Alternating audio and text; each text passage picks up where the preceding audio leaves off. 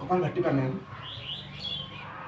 মই মিনিটত 120 বাৰ 130 বাৰ 140 বাৰলৈকে কৰিব পাৰোঁ। এইটো কৰি দেখাইছোঁ সুখাসন। আমি সাধাৰণতে মিনিটত 60 বাৰ কৰিব পাৰিলেই সুফল পাওঁ। আমি শেষৰ বলতে তেনেকৈ কৰিবলৈ পাওঁ। ষ্টাৰ্ট কৰিম।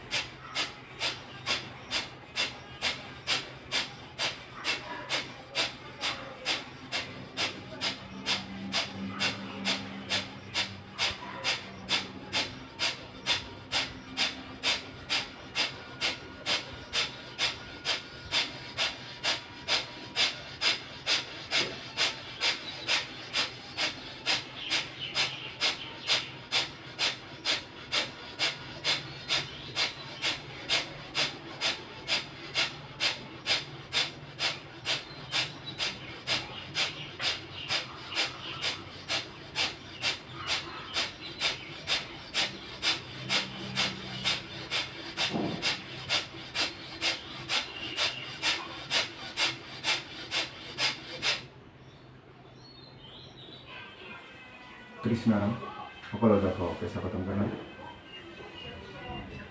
মই আগৰ ভিডিঅ'ত কেইটামান আসন দেখুৱাইছিলোঁ আমাৰ শৰীৰটো কেনেকৈ এক্টিভ কৰি ৰাখিব পাৰি দিনটোৰ কাৰণে তাৰ লগত কেইটামান প্ৰাণায়াম আৰু ধুতিৰো প্ৰয়োজন। গতিকে ভিতৰত ক'বলৈ গ'লে কপালভাতি খুবেই প্ৰয়োজনীয় প্ৰাণায়াম। কপালভাতি কৰিলে আমাৰ হৃদযন্ত্ৰ হাওঁফাওঁ আৰু মগজুৰ সমস্ত দোষ আঁতৰাই। এই প্ৰাণায়ামটোত কেৱল নিচাটো এৰাৰ ওপৰত গুৰুত্ব দিয়া হয়। অৰ্থাৎ আমি প্ৰতি ছেকেণ্ডত নিচা এৰি পেটটো খালী কৰিব লাগে। এই প্ৰাণায়ামটো সৰ্বাধিক 10 মিনিট কৰিব লাগে আৰু গৰমৰ দিনত 2 পৰা 5 মিনিটৰ ভিতৰত কৰিব পাৰিলেই সুফল পোৱা যায়। এনেদৰে কৰিব প্ৰতি ছেকেণ্ডত একবাৰ অৰ্থাৎ 120 বাৰ কৰিব পাৰিলে এই প্ৰাণায়ামটোত সুফল পোৱা যায়। কমেও 120 বাৰ কৰিব পাৰে। প্ৰথমতে লাহে লাহে কৰিব ছেকেণ্ডত এবাৰকৈ কৰিব পাৰিব। এনেদৰে কৰিব।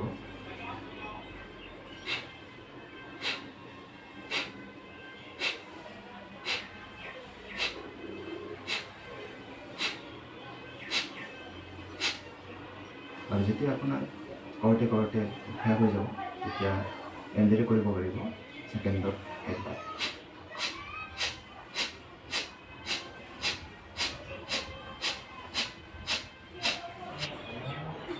সহজ অগ্নিশাৰ ধৌতি। এইটো ইয়াতো আমি সুখাসন বা পদ্মাসনত বহি কৰিব পাৰোঁ। এই ধৌতি ক্ৰিয়াটো আমাৰ পেট নিৰোগী কৰি ৰাখিবলৈ খুবেই দৰকাৰী। শিশুৰ পৰা বৃদ্ধলৈকে সকলোৱে এই সহজ অগ্নিশাৰ ধৌতি কৰি ভাল উপকাৰ পাব পাৰে। আৰু এই ক্ৰিয়াটো কৰিলে আমাৰ পেটত জমা হোৱা অলাগতিয়াল চৰ্বিবিলাকো বাহিৰ হৈ যাব, তাত কমে। সহজ অগ্নিশাৰ ধৌতি কৰি অজীৰ্ণ কোষ্ঠকাঠিন্য গ্ৰহণী ৰোগ দূৰ কৰিব পাৰে আৰু লগতে আমাৰ জঠৰাগ্নিৰ শক্তি বৃদ্ধি পায়। অৰ্থাৎ আমাৰ যিবিলাক অংগ প্ৰত্যংগৰ তেজ চলাচল সঠিক পৰিমাণে নহয় সেইবিলাকৰ তেজ চলাচল সঠিক হয় আৰু সক্ৰিয় হৈ থাকে অংগবিলাক। এই ক্ৰিয়াটো আমি 40-50 বাৰলৈকে কৰিব পাৰোঁ।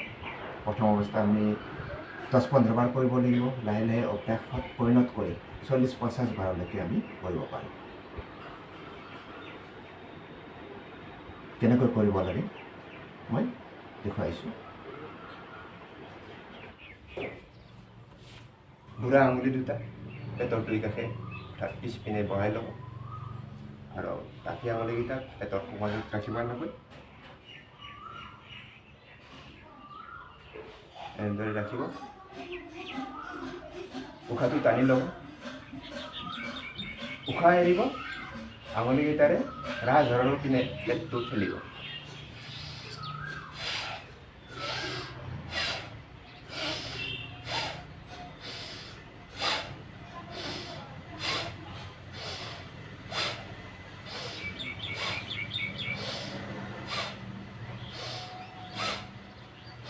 উশাহ টানিব উশাহ এৰিব আঙুলিকেইটা ৰাজহৰৰ পিনে ঠেলিব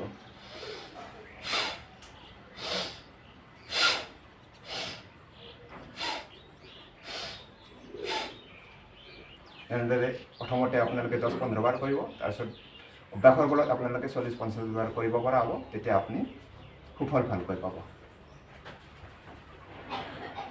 অনুলোম বিলোম প্ৰাণায়াম এই প্ৰাণায়ামটো আমি 3 পৰা 5 মিনিটলৈকে কৰিব পাৰোঁ সৰ্বাধিক 10 মিনিট এই অনুলোম বিলোম প্ৰাণায়াম কৰিলে আমাৰ 72 কোটি 72 লাখ 10,210 নাৰী পৰিশোধন হয় অৰ্থাৎ আমাৰ সমস্ত নাৰী চাফা হয় আৰু আমাৰ শৰীৰত প্ৰচুৰ প্ৰাণ শক্তি সঞ্চাৰ হয়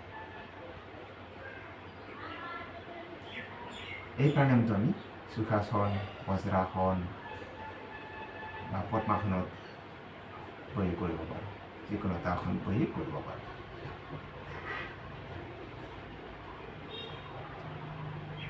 হাতৰ বুঢ়া আঙুলিৰে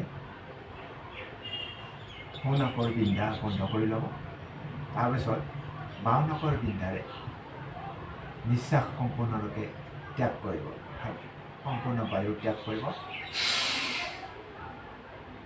এতিয়া সম্পূৰ্ণৰূপে শ্বাস গ্ৰহণ কৰিব লাগিব সেই বাওঁ নাকেৰে বাওঁ নাকৰ বিন্ধাৰে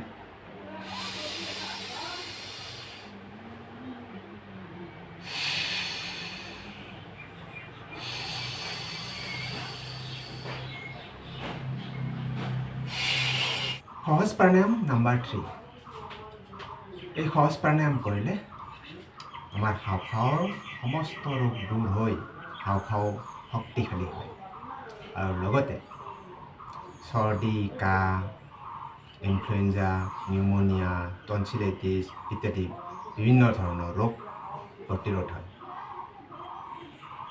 এই প্ৰাণায়ামটো আমি 3 পৰা 4 মিনিট কৰিব লাগে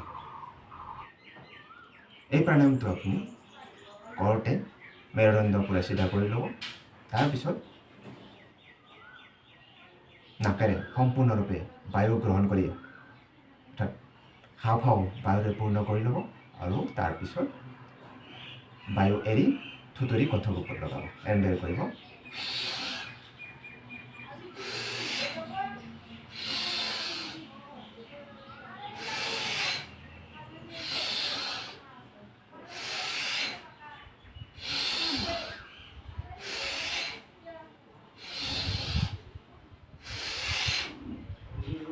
আজি প্ৰাণায়াম 3টা লগত সৰ্বনিহাৰ ধৌতিও দেখালোঁ ইয়াৰ আগৰ ভিডিঅ'ত 8টা আসন দেখুৱাইছিলোঁ গতিকে সেই 8টা আসন আৰু এই প্ৰাণায়াম 3টাৰ লগত সহযোগিতাৰ ধৌতি এই গোটেইকেইটা যদি আপুনি প্ৰতিদিনে কৰিব পাৰে আপোনাৰ শৰীৰটো সুস্থ সবল আৰু শক্তিবন্ত হৈ থাকিব অৰ্থাৎ দিনটোৰ কাৰণে এক্টিভ হৈ থাকিব পাৰিব প্ৰত্যেকেই প্ৰতিদিনে কৰক আগৰ পৰা কৰি আছে যিটো ভালেই আৰু যিবিলাকে কৰা নাই নতুনকৈ কৰাৰ চেষ্টা কৰক নিশ্চয় সুফল পাব মই বহু বছৰ কৰি সুফল পাইছোঁ গতিকে আপোনালোকেও নিশ্চয় পাব বুলি আশা কৰিছোঁ যদি ভিডিঅ'টো ভাল পালে সকলোৱে লাইক কমেণ্ট শ্বেয়াৰ আৰু ছাবস্ক্ৰাইব কৰি মোক আগলৈ ভিডিঅ' বনাবৰ কাৰণে প্ৰেৰণা দিব বুলি আশা কৰিলোঁ কৃষ্ণ ৰাম